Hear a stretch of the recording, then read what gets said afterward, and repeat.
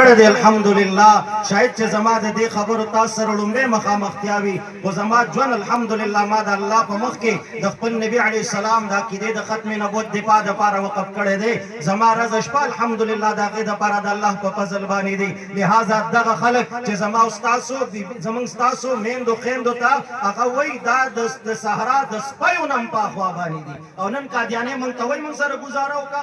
لهذا دا یو خبره به یاد وساتو چې کله موږ ته زموږ اکابر دا وایي چې د هغوی خلاف د نبي علیه السلام د ناموس دپاره راپاڅېدل دي، نو بیا به انشاءالله موږ میدان کې ولاړ یو او د خپل نبي د ناموس حفاظت به کوو، او موږ دا پیغام خپل نبي علیه السلام ته روزې مبارکې ته رسول غواړو. و شافع محشر و شافع محشر و ساقی کوثر و جان جہاں محبوب خدا، ہم ختم نبوت کی خاطر ہر باطل سے ٹکرائیں گے انشاءاللہ.